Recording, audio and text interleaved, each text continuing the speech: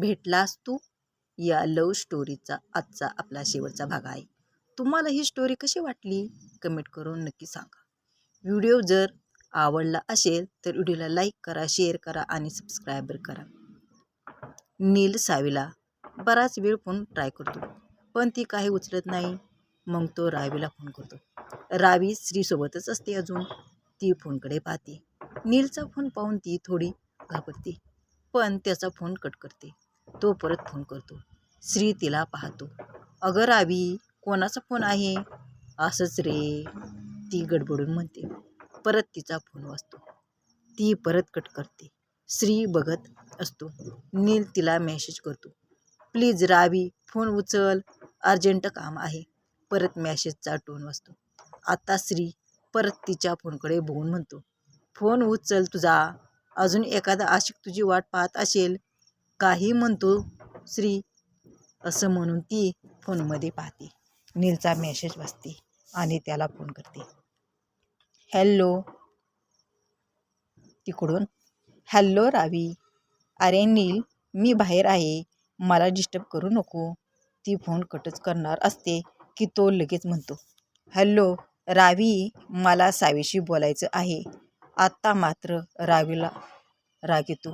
तिचा अपमान झाल्यासारखे वाटते. मग तिच्या फोनवर कर ना फोन. मी तिलाच फोन करत होतो पण ती फोन उचलत नाही माझा, म्हणून तुला केलाय. प्लीज तिला फोन देतेस का? ती कुठे? मला काय माहिती. परत एकदा फोन करून बघ तिला. खूप फोन केले मी तिला, ती उचलतच नाही. जरा अर्जंट बोलायचं होतं मला तिला.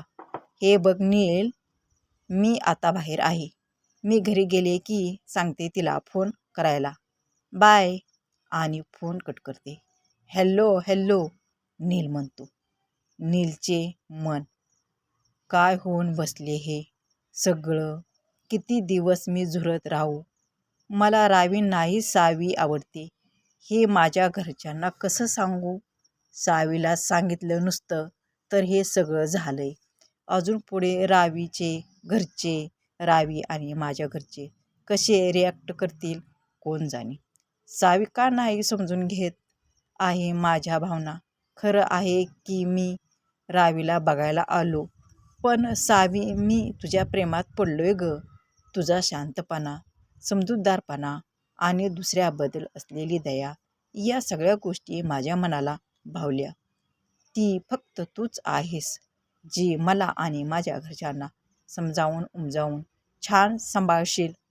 पण हे सगळं चुकीच्या वेने झाले. एकतर मला माहीत नाही सावीच्या मनात काय आहे. ते जाणून न घेता मी बोलायला नको होते. नीलला आता वाईट वाटत असते पण वेळ गेलेली असते. आजी ठरल्याप्रमाणे तिच्या नातेवाईकांना, तिच्या मैत्रिणींना फोन करून सांगायला सुरुवात करते. तिला तसंही साऊला घरातून हाकलायचा चान्सच मिळालेला असतो. तिला जमेल तितक्या लवकर तिला घरातून घालवायची असते. आजीसाठी फक्त एकच नातं असतं, ते म्हणजे रावी. सावीसाठी आजी भावनाहीन झालेली असते. आजी सगळ्यांना फोन करून सांगत असते की हेमा तिच्या रूममध्ये येते. सासूबाई, साऊचं लग्न हा विषय तुम्ही खरंच एवढा सिरियसली घ्याल असं मला वाटला नव्हता. मग तुला मी मजाक करते असं वाटतंय आहे का? सासूबाई, साऊ अजून लहान आहे. मी अजून तिच्या लग्नाची विचार पण करू शकत नाहीये.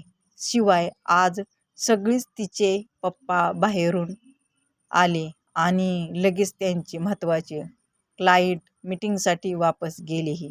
मला त्यांनाही बोलावे लागेल. हे सगळं ते रागवतील नाही तर.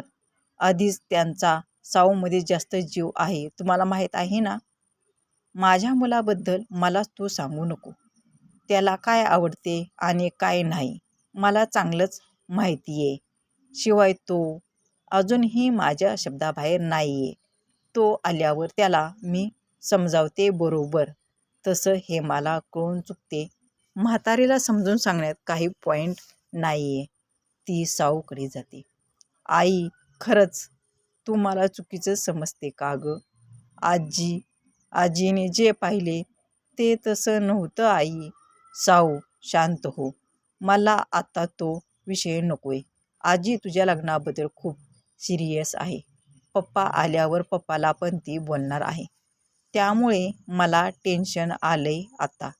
आई मला इतक्या लवकर लग्न नाही करायचं.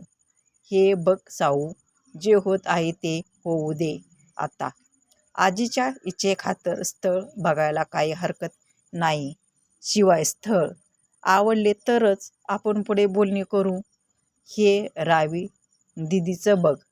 तिने अजून पसंत नाही केलं तरी अजून आपण थांबलेले आहोतच ना. साऊ शांत होते.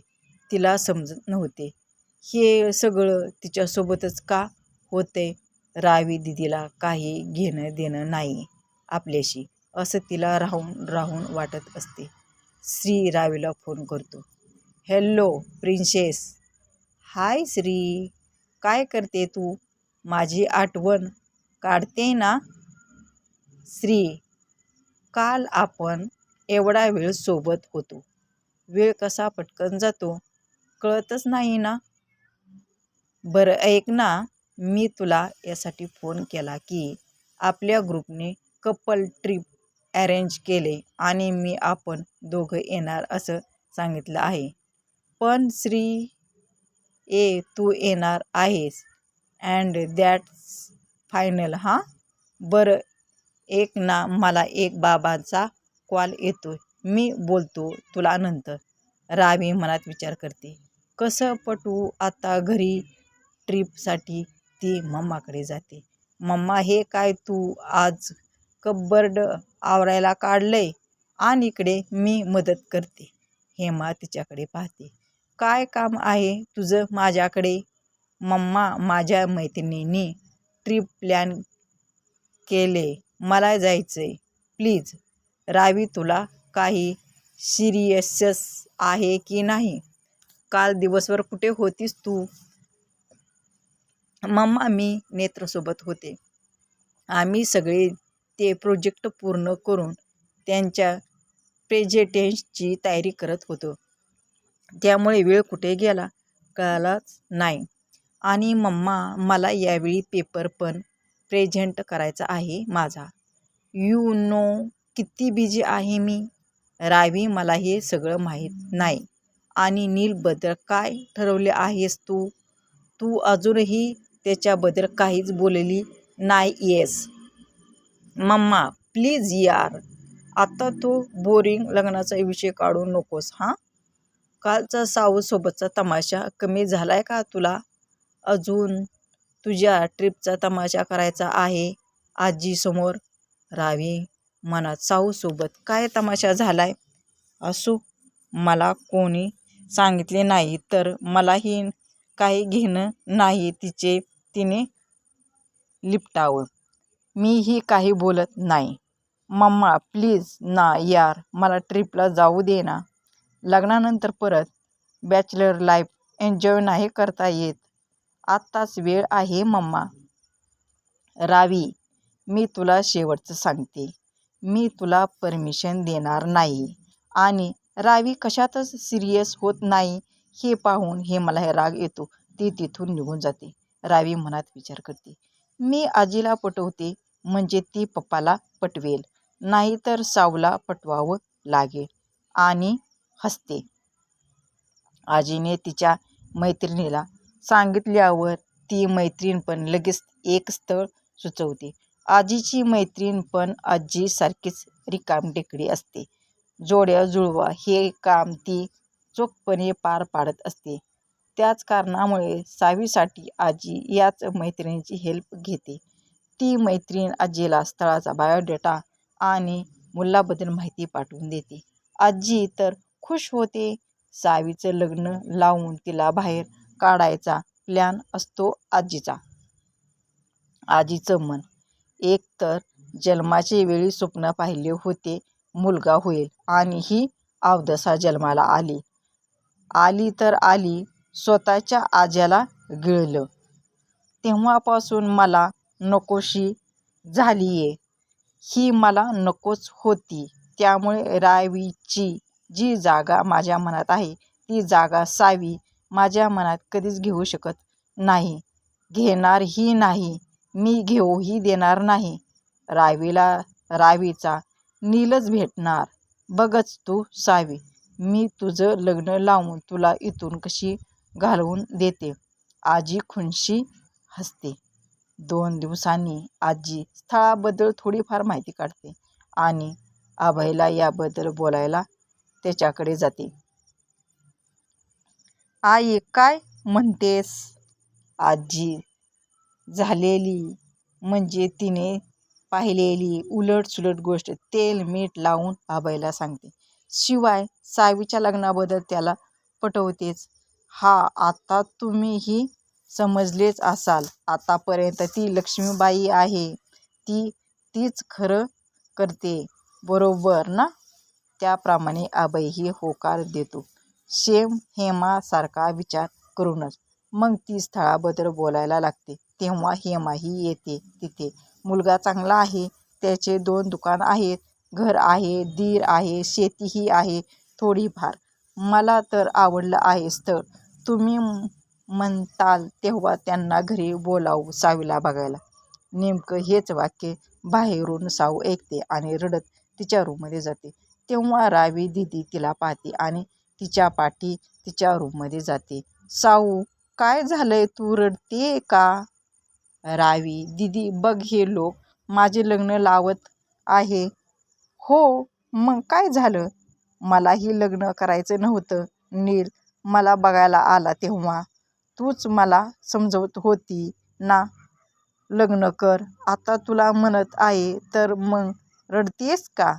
दिदी, पण तुझं लग्न ठेवून माझं लग्न करताय हे. मग काय झालं? दोघीच सोबत पण होऊ शकतं लग्न, समजलं का? पण दिदी, तुला तर श्रीसोबत लग्न करायचं आहे ना. हे बघ, ते सगळं काढू नकोस आत्ता साऊ.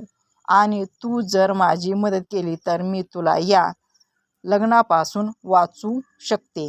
म्हणजे तू आपल्या बहिणीसोबत डील करते? डीलच समज. माझं एक काम आहे ते तू कर, मी तुला मदत करेल.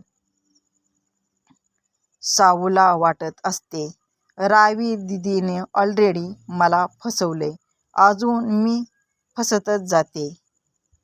काय वाटते तुम्हाला, काय होईल पुढे? सावीचे लग्न होईल नीलसोबत? कमेंट करून अवश्य सांगा.